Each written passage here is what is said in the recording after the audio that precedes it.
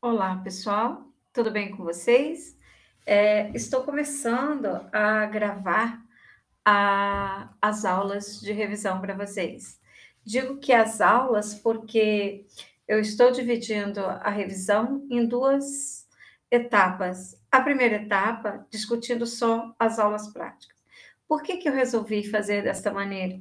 Para não ficar um vídeo muito longo e muito cansativo, tá ok? Então, é, as aulas práticas apresentam temas importantes e, com certeza, vão estar contidos na nossa prova, tá ok? Então, é muito importante que vocês assistam com atenção a essas informações e qualquer dúvida podem encaminhar perguntas pelo WhatsApp para mim. Estou à disposição de vocês, tá bom?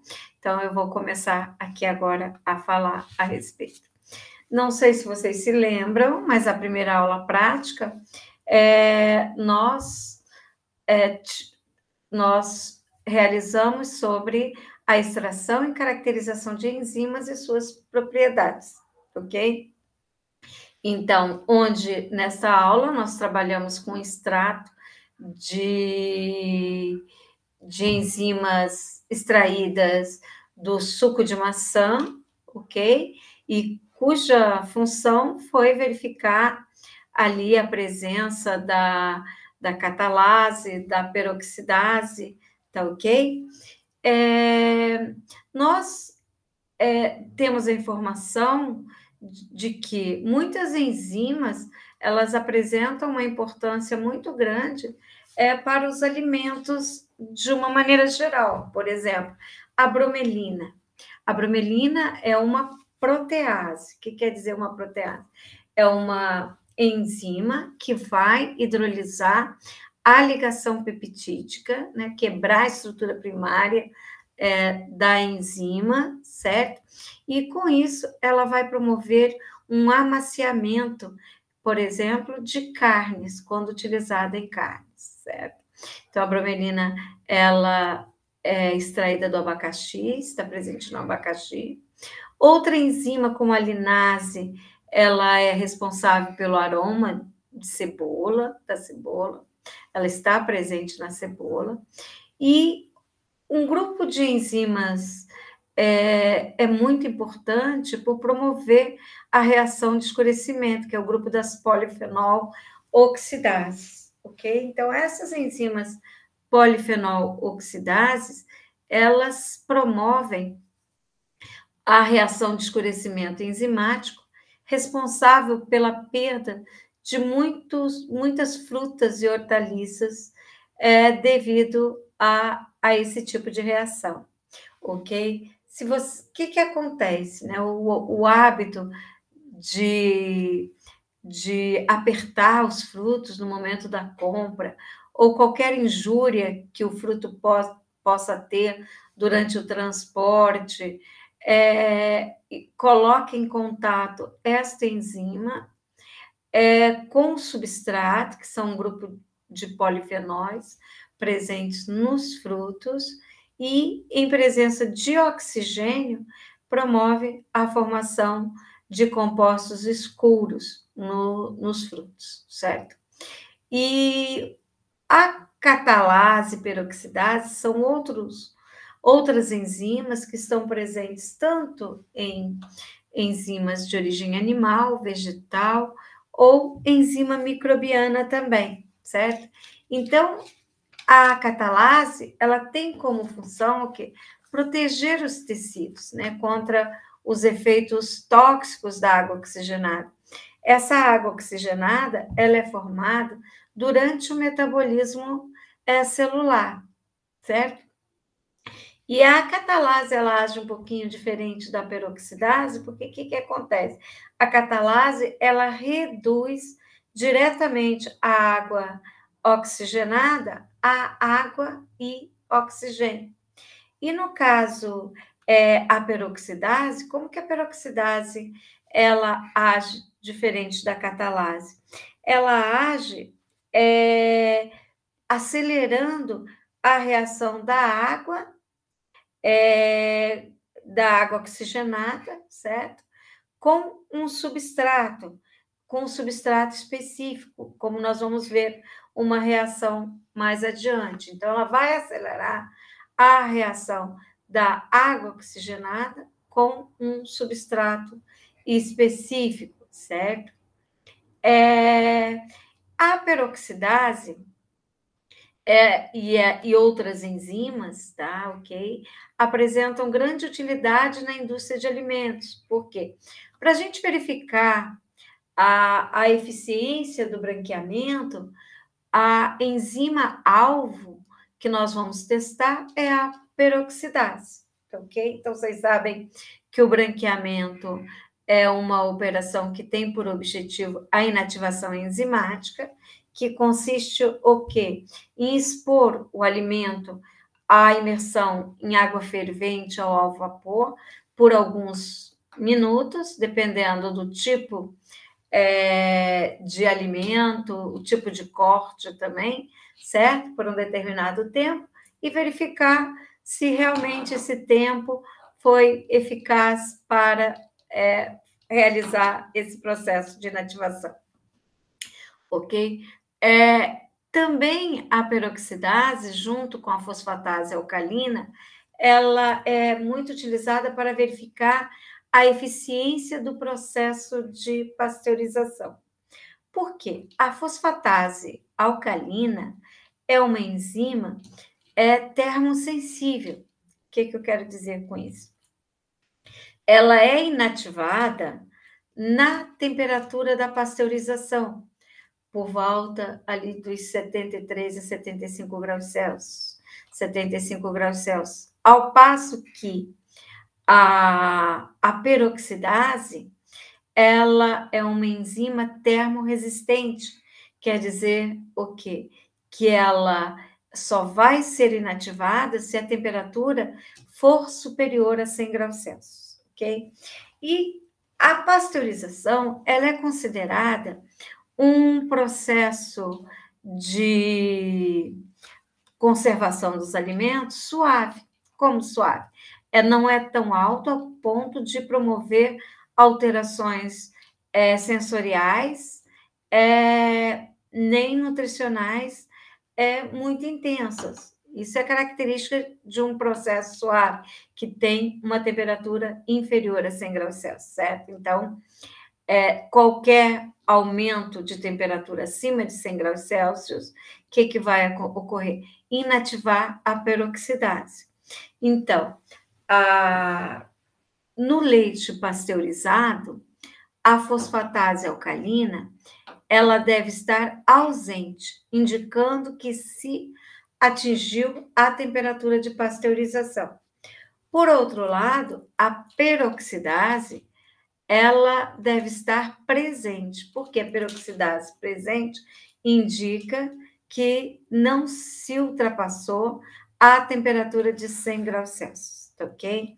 Então, nesse sentido que as duas enzimas, a fosfatase alcalina e a peroxidase, são utilizadas para indicar a eficiência do processo de pasteurização, tá? Então, ela indica que se atingiu a temperatura de pasteurização, observando-se a ausência da fosfatase alcalina, mas que não se ultrapassou os 100 graus Celsius, mediante o quê?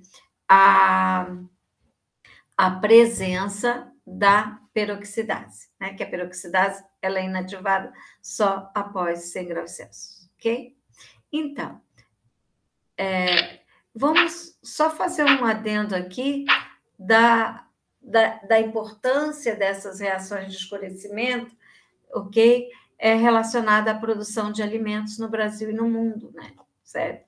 Então, como eu falei, tem uma importância muito grande o controle dessas reações de escurecimento, porque estima-se, né, que 50% de frutas elas são perdidas ao longo da cadeia de produção devido a essas reações de escurecimento enzimático, tá ok?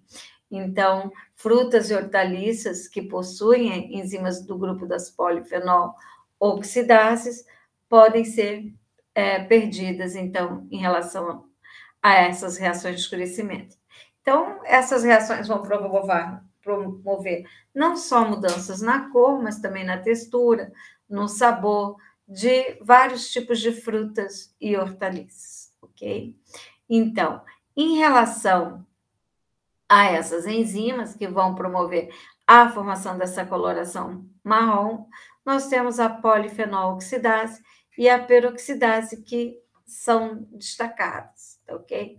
Como nós vamos observar aqui nesse slide, que vocês estão observando, essa reação, essa cor escura. O que seria essa cor escura? Vem o quê? Da reação do substrato, que são os polifenóis que estão presentes nos frutos, com as polifenol oxidases, que, em presença de oxigênio, produz esses compostos escuros, que são as quinonas, ok? Então, para que esses vegetais se conservem por mais tempo, se recomenda a realizar o branqueamento, promovendo a inativação dessas enzimas, porque inativando essas enzimas, não temos a reação de escurecimento, ok? E nós vamos verificar, nós verificamos na aula prática, se o tempo que vocês aqueceram o alimento foi suficiente ou não para promover a inativação da enzima, né? Como nós vamos observar nos próximos slides. Então, nós observamos aí a presença também da catalase e da peroxidase. Para verificar, no caso, a reação de escurecimento, nós não utilizamos a polifenol oxidase, mas nós utilizamos o quê? A peroxidase que vai indicar essa reação de escurecimento. Por quê? Nós utilizamos, não sei se vocês estão lembrados do guaiacol e da água oxigenada, né? Então, aquilo que nós observamos anteriormente. Então, a peroxidase, ela vai catalisar, no caso, a reação entre o que? O substrato, que seria os polifenóis, e a água oxigenada, promovendo, no caso, a reação de escurecimento. E a peroxidase é uma enzima termorresistente. Nós fizemos também testes para identificar a presença de aminoácidos e proteínas, né, que nós vamos ver nos próximos slides. Então, aqui, em relação à caracterização das proteínas, nós identificamos como proteínas em um material, né? Então, nós identificamos com o uso do reativo do biureto.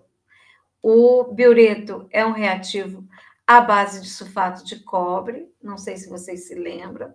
Nós colocamos em tubos de ensaio um branco, só com água.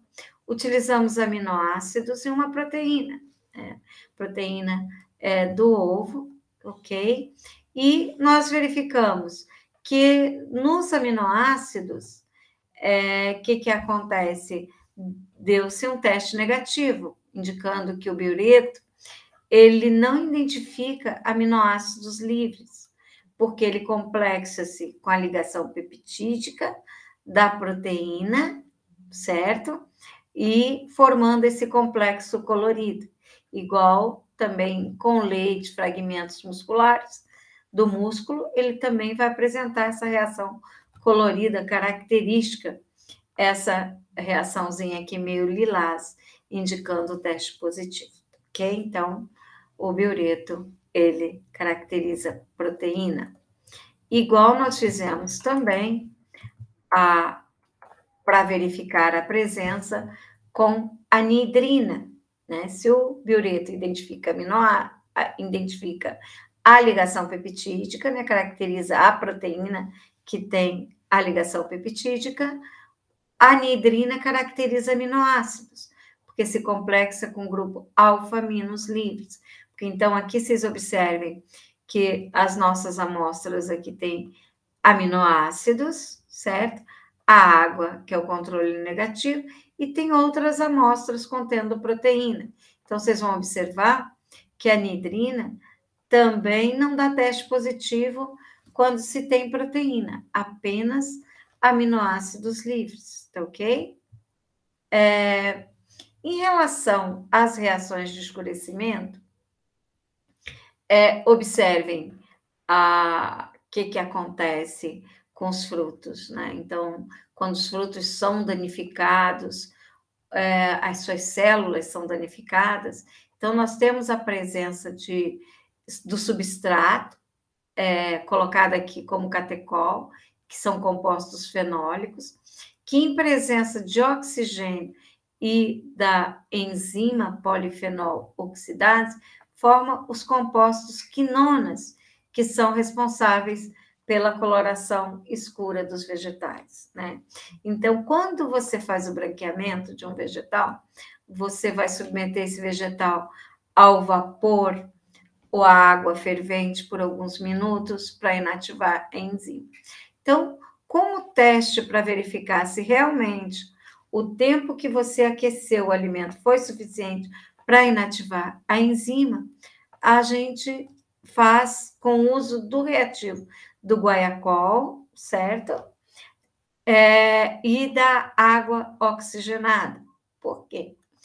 Porque no meio nós temos a presença da peroxidase. A peroxidase é uma enzima termorresistente, ok? Então, essa enzima termorresistente, ela reage com o guaiacol e forma esse tetraguaiacoquinona, que vai conferir essa coloração escura, né? Então, lembra que nós submetemos ao aquecimento. Depois do aquecimento, a gente coloca uma gota de guaiacol e uma gota de água oxigenada, certo? Se a enzima não estiver inativada, forma o pigmento marrom. Se ela estiver inativada, o alimento fica branquinho, né? Indicando que o tempo foi suficiente, o tempo e a temperatura, né? Foi suficiente para inativar a enzima. Observem que nas amostras que nós temos, que a berinjela, né, por algum tempo ainda ficou escura, certo? Porque foram sendo aquecidos por tempos diferentes, certo?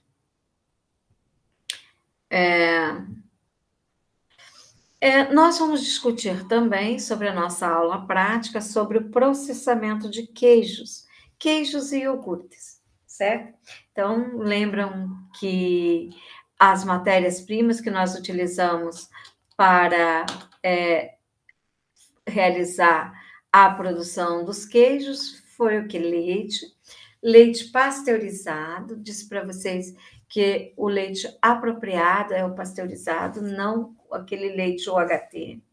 Leite pasteurizado é aquele leite de saquinho.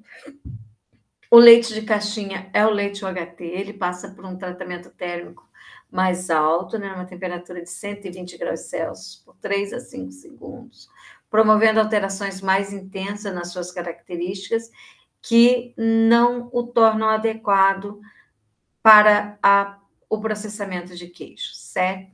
No Brasil, é obrigatório que todo leite destinado à produção de queijos seja pasteurizado, certo? Então, não sei se vocês estão lembrados, mas nós pegamos esse leite pasteurizado e realizamos o aquecimento dele, ou seja, aqui colocado como preparo do leite para a coagulação. Pedi para vocês aquecerem até 40 graus Celsius. E fizemos o tratamento dessa massa. De que maneira?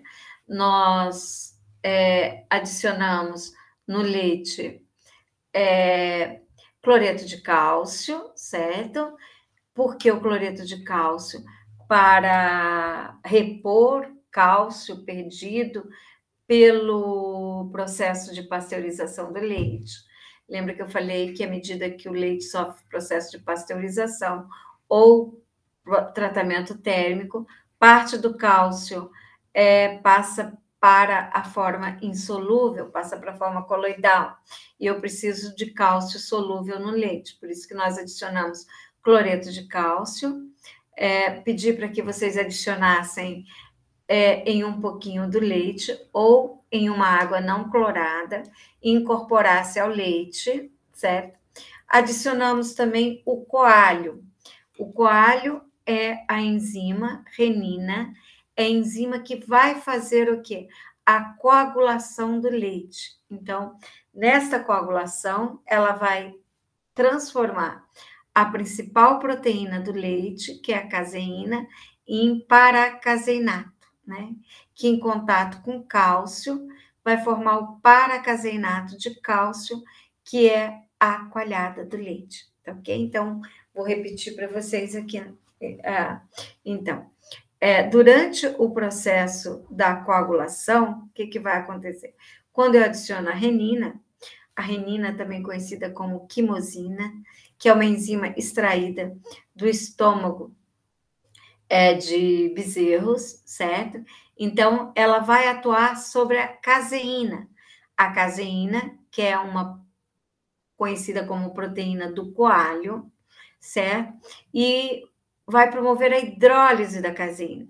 Vai formar fragmentos que se precipitam como paracaseinatos, né? Esses paracaseinatos, em contato com cálcio, formam-se os paracaseinatos de cálcio, que é a coalhada, certo?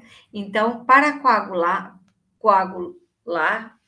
nesse processo de coagulação, nós deixamos por 40 minutos em repouso, né? Uma temperatura próxima ali dos 37 graus Celsius, certo? E depois da coagulação, nós fizemos o quê? O corte da coalhada. Fizemos o corte da coalhada, o dessoramento, né? A retirada do soro. Depois que nós retiramos o soro, nós realizamos o quê? A enformagem da massa, da coalhada. Colocamos a coalhada nas formas, fizemos a salga. Lembra que eu falei para vocês, pode ser feita a salga seca, adicionando em uma das faces do queijo. Depois a gente vira e salga a outra face, certo? E eu posso salgar a massa ou salgar o queijo na própria forma. E depois disso, eu deixo dessorando. Nós ficamos dessorando por 24 horas. Depois, de novo, viramos, salgamos a outra face do queijo, colocamos na embalagem, no saquinho, e pode ficar armazenado entre 4 a 5 graus Celsius, tá? Na temperatura do refrigerador, certo? Então, gente, paralela à coagulação enzimática, o outro grupo fez uma coagulação ácida, né? Ok. Onde se adicionou o ácido acético, o vinagre. Qual a diferença nos dois processos? Vocês vão observar que uma é coagulação ácida, né? A outra é coagulação enzimática. Na coagulação enzimática, a gente adicionou o coalho. O coalho que tem essa ação proteolítica. O que quer dizer essa ação proteolítica? Vocês estão vendo aqui do ladinho a molécula da caseína? Esta é a molécula da caseína. Então, o coalho, a renina, vai quebrar, vai fragmentar a caseína em duas porções, em dois fragmentos. E esses dois fragmentos se unem e formam o que nós chamamos de paracaseinatos. A diferença principal nos dois processos está no pH. Por exemplo, pH do leite é entre 6,7 a 6,8, né? Então, quando se adiciona o coalho, o pH vai cair, mas não tanto, porque vai cair em torno de 6 a 6,5 o pH, certo? Então, esse pH, ele vai promover a formação de uma coalhada firme, uma coalhada elástica, úmida e não quebradiça, diferente da coalhada ácida. Por quê? O mecanismo de formação é diferente, Porque nós vamos estar formando essa coalhada pela desnaturação da caseína. Por que desnaturação da caseína? Porque o ácido adicionado faz com que o pH do leite diminua abaixo de 4,6. 4,6 é o pH do ponto isoelétrico. O que seria ponto isoelétrico? O pH onde a caseína tem carga neutra. pH acima do PI, ela tem carga negativa. E abaixo tem carga positiva. Então, quando o pH de qualquer proteína diminui abaixo do PI, ou seja, abaixo, no caso do leite, de 4,6, a proteína se precipita, né? Então, ela diminui a sua capacidade de reter líquido, né? Então, essas duas coalhadas, vocês devem ter observado que o rendimento foi menor, porque essa era uma coalhada menos firme, esfarelenta, não elástica e quebradiça, certo? Tem uma menor suculência também, devido principalmente ao pH ácido, ok? Então, aqui no caso da coalhada, o que se formou foram os paracaseinatos, né? Que em contato com o cálcio do meio, formam o paracaseinato de cálcio, que é a coalhada básica, a massa para produção de qualquer tipo de queijo, né? Então, a diferença entre os diferentes tipos de queijos vai estar justamente no tratamento dessa massa, certo? Em relação ao leite, é importante vocês saberem que o leite tem dois grupos de proteínas: as proteínas do coalho e as proteínas do soro, né? Então, o leite tem em torno mais ou menos de 3% de proteína, ou seja, 3 gramas em 100 mililitros. Dessas 3 gramas, 85% são as proteínas do coalho, que são as caseínas. As outras proteínas vão ficar presentes onde? No soro, que são as lactoalbuminas e as lactoglobulinas. Elas formam o quê? O que nós chamamos de ricota verdadeira, né? Então, a ricota verdadeira, ela é formada pela separação das proteínas do soro, ok? Então, um resumo para vocês verem aqui. Então, o leite, o queijo é elaborado a partir do leite pasteurizado, né? Esse leite pasteurizado, ele é padronizado em torno de 3% de gordura. Eu posso fazer também queijos a partir de outros tipos de leite, por exemplo, desnatado. E para coagular, o que a gente adiciona? Culturas lácteas, o coalho, né, para coagular, o coalho. Nós aqui está indicado 40 mililitros por 100 litros, mas lembra que eu falei para vocês que a gente deve observar bem direitinho a indicação do fabricante, né, certo? A indicação do fabricante, do coalho, certo? Culturas lácticas, nós não adicionamos, certo? Mas, normalmente, quando se adiciona, é a mesma cultura do iogurte. São os lactobacilos termófilos, lactobacilos bulgáricos, né? Os streptococcus termófilos e os lactobacilos, que são adicionados. Por quê? Para conferir textura, auxiliar no processo da conservação, né? Então, essas culturas lácticas, elas devem ser adicionadas preferencialmente naqueles queijos que vão ser fermentados, maturados depois, né? Então, nós temos aqui adição em alguns tipos de queijo, como queijo prato de corante, é o urucum normal, né? Então, se adiciona o cloreto de cálcio para conferir a textura, a temperatura próxima ali dos 40 graus, daqui 28 e 37, porque após a gente desligar o aquecimento, a temperatura vai diminuir um pouquinho, né? Os dois tipos de coagulação que vocês estão observando aqui, a enzimática e a ácida.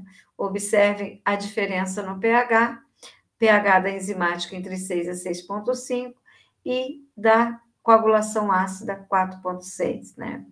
Então, essa coagulação ácida, nós vamos ter uma coalhada de não elástica, esfarelenta, quebradiça, com características diferentes da coalhada enzimática, certo? E daí segue o processo. É recomendada o uso dessa coalhada ácida para a elaboração de requeijão, ok? Então, nós fizemos os iogurtes, né? Na elaboração do iogurte, porque nós fizemos o queijo Minas Frescal, que é um queijo fresco, não maturado, né? Então, ele não tem um processo de fermentação intenso. Mas nós vamos falar da produção dos iogurtes, certo? Que vocês fizeram. Então, o que seria, envolveu a fermentação láctica? E o que é a fermentação? É o primeiro contato que vocês tiveram com fermentação, que é o segundo tópico agora da disciplina, que é enzimologia e tecnologia das fermentações, né? Então, a fermentação faz parte do metabolismo, que envolve aquela oxidação anaeróbica, certo? Anaeróbica. E o que nós vamos estar oxidando? O açúcar que está presente no leite. Qual açúcar presente no leite? É a lactose, certo? E vamos estar produzindo aqui o ácido láctico, ok? E não só o ácido láctico, mas outras substâncias orgânicas também serão produzidas, e essas substâncias orgânicas produzidas vão ser responsáveis também pelo aroma e sabor do alimento, tá ok? Então, os micro-organismos que nós temos presentes no processo são os lactobacilos delbrueckii, que atuam numa temperatura entre 45 a 50 graus Celsius, os Streptococcus lactis, né, que atuam aí numa temperatura próxima a 50, e os Lactobacillus bulgaricus, né, esse último vai catalisar a transformação da lactose em ácido láctico.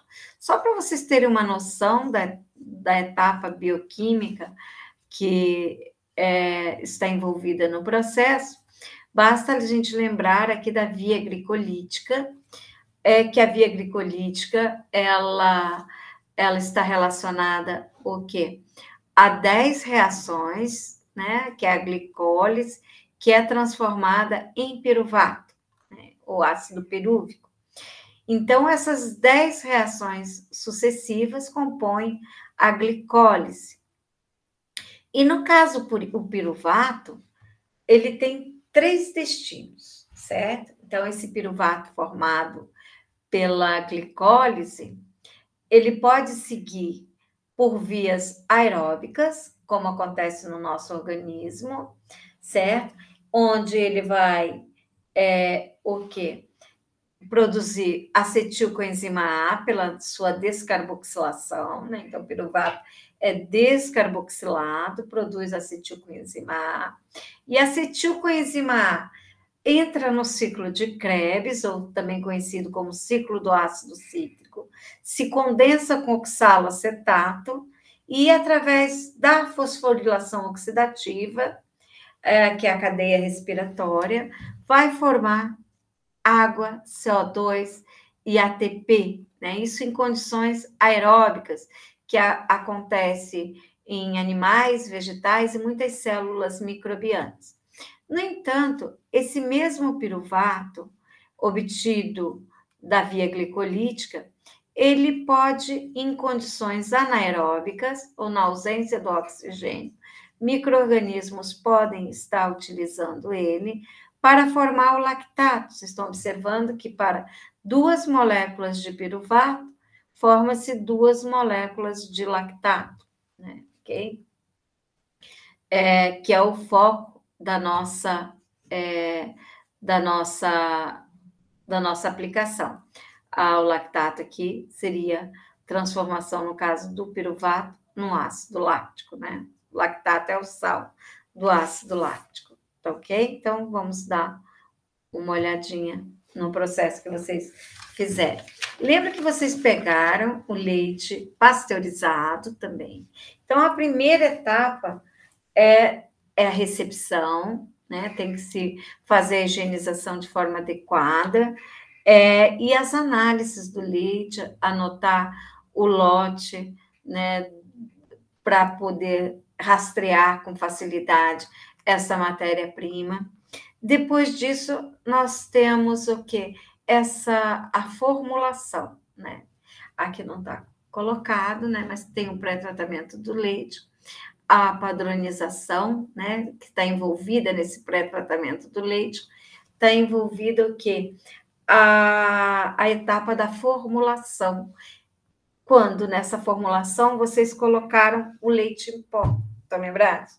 Então, por que nós adicionamos o leite em pó a essa mistura? Nós adicionamos o leite em pó porque a recomendação é ter um teor de sólidos, segundo a legislação, entre 14% a 15%. Né? E eu posso fazer esse acerto com leite em pó, ou outras substâncias também são permitidas, como a gelatina, açúcar, glicose, gomas, ok? Então, após adicionar o leite em pó, que vocês colocaram foi 3% de leite em pó, ok? Para aumentar esse teor de sólidos.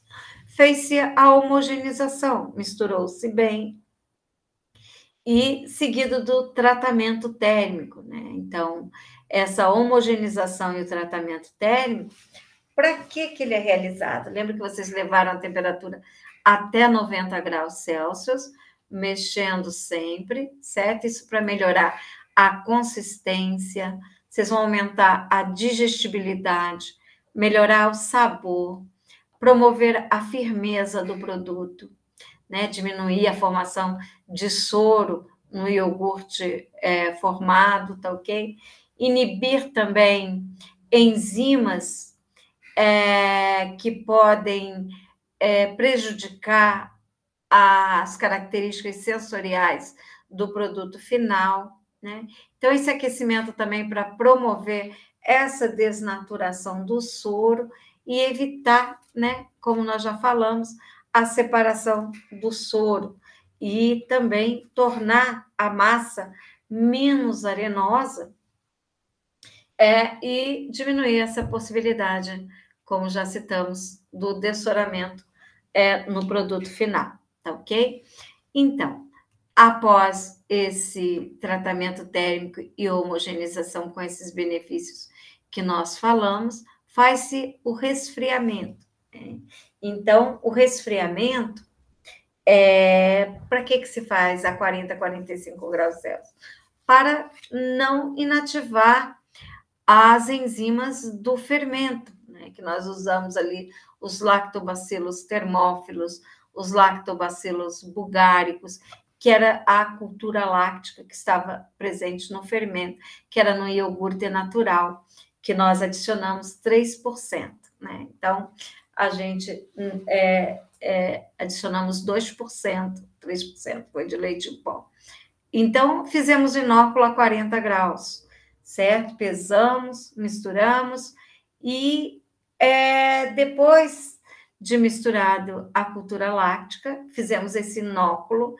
Não sei se vocês lembram o que é o inóculo, também conhecido muitas vezes como pé de Cuba, que é o número de a quantidade de micro-organismos necessários, ou seja, suficientes, para fermentar um determinado volume de mosto. Né? Nós falamos que mosto é o que? A matéria-prima já preparada, com quantidades de nutrientes e condições adequadas para o desenvolvimento, aí no caso, dessa cultura láctica. Tá? Então, com teor de sólidos adequados, com a temperatura adequada, para desenvolver pH também, certo?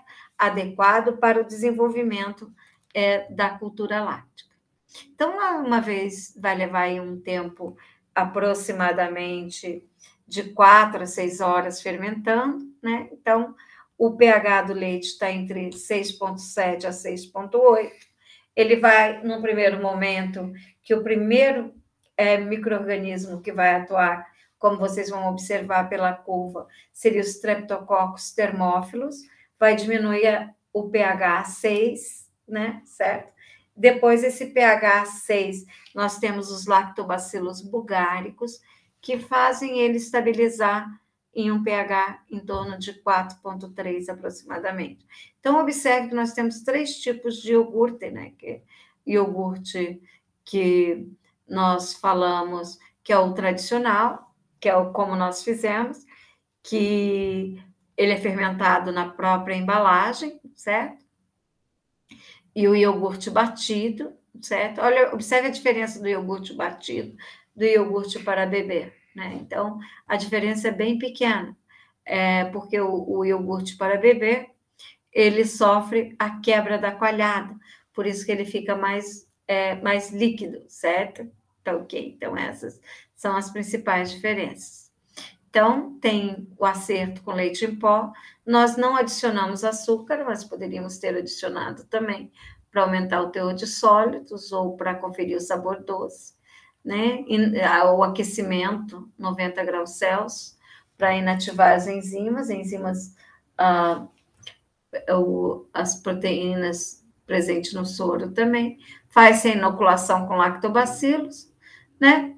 E temos aí os 2 tipos de iogurte que nós já vimos. E aqui o Streptococcus thermophilus, como falei para vocês, é aquele que atua em uma temperatura mais alta no início, certo? Depois nós temos os lactobacilos bulgáricos, esse daqui num pH também menos ácido, o outro num pH mais ácido, os bulgáricos.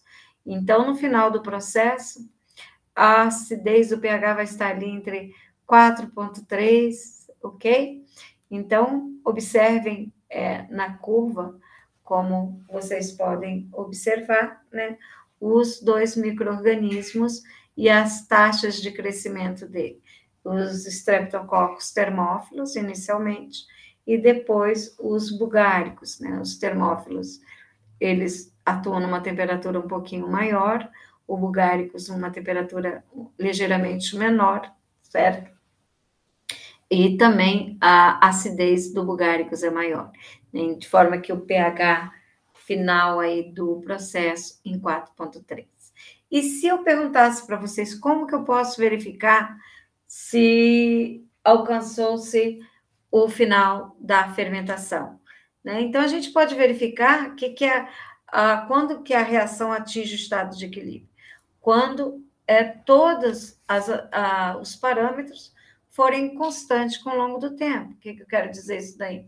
Se você for avaliar a concentração da lactose, ela vai permanecer constante, porque a lactose vai sendo utilizada por esses micro-organismos e vai formando o quê? O ácido láctico. Então, a lactose vai diminuindo, ao mesmo tempo que a concentração do ácido lático vai aumentando e a acidez também, tá ok? Então, e tipo de fermentação, então, nós temos aí a fermentação láctica, aqui no caso, para a produção de iogurtes, ocorre com vários tipos de queijos, que depois nós vamos estudar com mais detalhes também. Então, gente, tentem assistir, fazer as anotações direitinho do conteúdo, porque tem perguntas relacionadas a esses processamentos na provinha de vocês, tá? E são as perguntinhas de questões abertas, né? Então, vejam direitinho, qualquer dúvida podem entrar em contato comigo, tá bom? E obrigada aí pela participação de vocês. Até a semana que vem. Fiquem com Deus.